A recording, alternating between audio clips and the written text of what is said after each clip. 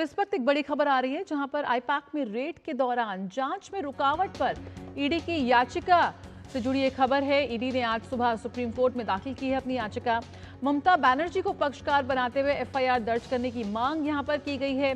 Bengal DGP Rajiv Kumar, Kolkata police आयुक्त पर भी एफआईआर की मांग है।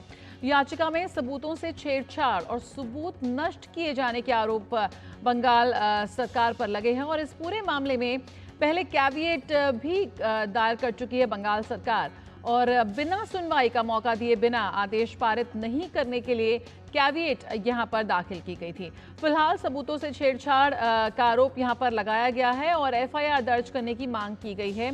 आईपैक में छापेमारी के दौरान जांच में बाधा डालने का ये पूरा मामला है। विकास सारथी इस वक्त हमारे साथ जुड़ रहे हैं और जानकारी के साथ विकास सारथी से हम जुड़ेंगे, उनसे सवाल पूछेंगे। लेकिन फिलहाल आपको यहाँ बता दें कि ईडी ने सुप्रीम कोर्ट में ये याचिका दायर की है और ममता बनर्जी पर एफआईआर दर्ज करने की मांग की गई है कि जब आईपैक में जब वहां पर ईडी की रेड हुई और उस वक्त ममता बनर्जी की सरकार से जुड़े लोगों ने, टीएमसी के लोगों ने यहाँ पर उस पर बाधा डाली है, इसलिए ममता बनर्जी को पक्षकार बनाया है यहाँ पर ईडी ने। विकास सारथी हमारे साथ जुड़े हुए हैं। विकास, क्या कुछ जानकारी इस वक्त मिल पा रही है? बंगाल डीजीपी और कोलकाता पुलिस आयुक्त पर भी एफआईआर की मांग की गई है। बिल्कुल, इसमें आज सुबह ईडी ने औपचारिक तौर पर सुप्रीम कोर्ट में याचिका दाखिल की है। हालांकि इस बात की उम्मीद की जा रही थी कि आज ईडी इस मामले को सुप्रीम कोर्ट में मेंशन करके जल्द सुनवाई की मांग कर सकती है, लेकिन आज सुबह ही याचिका दाखिल हुई है, इसीलिए उम्मीद इस बात की कम है कि आज इस पर किसी तरह की कोई कार्रवाई होगी या किसी तरह की कोई सुनवाई हो पाएगी। लेकिन जहां तक याचिका की बात है उसमें आपने बताया ही कि किस तरह से वेस्ट बंगाल गवर्नमेंट, ममता बनर्जी, इसके अलावा डीजीपी और यहाँ पर इन सबको पक्षकार बनाते हुए ईडी ने ये कहा है कि जिन लोगों पर कानून की रक्षा करने का जिम्मा है, जिन पर ये जिनसे अपेक्षा की जाती है कि वो कानून को प्रोटेक्ट करेंगे, वो खुद लोग इस तरह की एक्टिविटीज में शामिल रहे जो सीधे सीधे अपराध है। ईडी की जांच में बाधा डाली गई और वहां से कुछ महत्वपूर्ण दस्तावेज वहां से ले जाए गए, जिनको स्नैच करके ले जाया गया वहां से। तो ईडी इस मामले में इन सभी लोगों के खिलाफ कार्रवाई चाहती है। अब सुप्रीम कोर्ट जब सुनवाई करेगा तो साफ होगा कि इस याचिका पर क्या कहना है, क्योंकि अगर आप पश्चिम बंगाल सरकार का रुख देखें तो उन्होंने ईडी से पहले ही सुप्रीम कोर्ट में कैविएट फाइल कर दिया था। यानी वो ये चाहते थे कि बिना उनका पक्ष जाने सुप्रीम कोर्ट किसी तरह का कोई अंतरिम आदेश या नोटिस जारी ना करे। तो अभी दोनों ही पक्ष सुप्रीम कोर्ट में हैं। मामले की सुनवाई कब होगी ये साफ हो जाएगा। उम्मीद ये भी है कि कल शायद इस मामले पर सुनवाई हो सके, क्योंकि अब दोनों ही पक्ष सुप्रीम कोर्ट में औपचारिक रूप से आ चुके हैं। बिल्कुल, यहाँ पर तस्वीरों में भी हम देख सकते हैं वो उस वक्त का शॉट जब वो फाइल लेकर ममता बनर्जी यहाँ पर संबोधित कर रही थी वहाँ के लोगों को। विकास, यहाँ पर ईडी की तरफ से जो दाखिल की गई है याचिका, उसके अहम बिंदु क्या है? यहाँ पर ममता बनर्जी को जब पक्षकार बनाया है, कोलकाता पुलिस को बनाया है और खास तौर पर सबूतों से छेड़छाड़ और नष्ट करने का भी बेहद गंभीर आरोप है। बिल्कुल, देखिए वहां पर जो दस्तावेज वहां से हटाए गए वो सीधे सीधे ईडी का ये कहना है कि हमारी जांच में सीधे सीधे से छेड़छाड़ है और कानूनी एजेंसी है ईडी, उसकी कार्रवाई में बाधा डाली गई।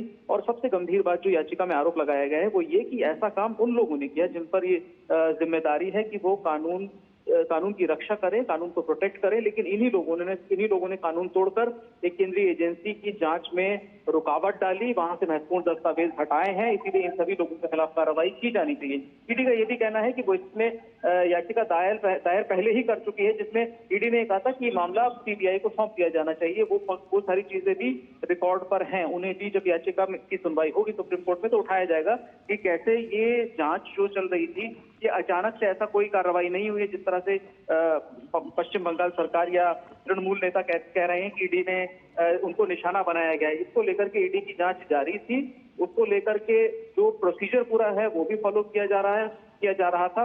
बावजूद इसके ईडी की जांच में बाधा डाल करके वहां से महत्वपूर्ण दस्तावेज हटाए गए हैं।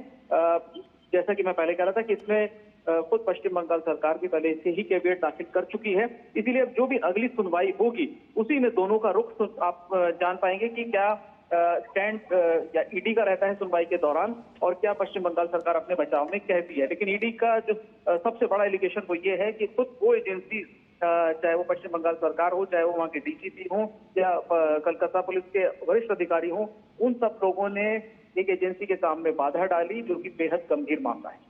बिल्कुल, और इसकी सुनवाई हाई कोर्ट में भी टल गई थी, उसके बाद शायद ईडी ने सीबीआई की जांच की मांग की। बिल्कुल बिल्कुल, देखिए इसकी सुनवाई ईडी जब हाईकोर्ट में होने वाली थी उसी समय वहां पर इतनी गहमा गहमी चल रही थी, इतनी अफरा तफरी का माहौल था कि हाईकोर्ट को मजबूरी में ये इस मामले की सुनवाई 14 तारीख तक टालनी पड़ी। तो अब हाईकोर्ट में तो ये 14 तारीख तक लंबित है, लेकिन इस बीच ईडी ने सुप्रीम कोर्ट का रुख किया है, क्योंकि ईडी ये भी एक बात है कि जो वहां से दस्तावेज हटाए गए हैं वो किस रूप में हैं अब इस वक्त, क्या उनके साथ कोई छेड़छाड़ की गई है, वो कहाँ पे हैं, किसकी कस्टडी में है, क्या उनको नष्ट किया गया है, ये सारी गंभीर चिंताएं हैं ईडी की। और इस चीज को लेकर के वो चाहते थे कि 14 तारीख तक इंतजार न करके सीधे सुप्रीम कोर्ट का रुख किया जाए और वहां से कोई इंटरिम डायरेक्शन ली जाए। बिल्कुल, बहुत बहुत शुक्रिया विकास फिलहाल इस जानकारी के साथ जुड़ने के लिए। तो यहाँ पर ईडी ने सीधे तौर पर मुख्यमंत्री ममता बनर्जी पर गंभीर आरोप लगाए हैं कि उन्होंने रेड वाली जगह पर पहुंचकर वहां से जो अहम दस्तावेज थे और सबूत थे उन्हें वहां से हटाया, और तस्वीरों में भी हम इसको देख सकते हैं।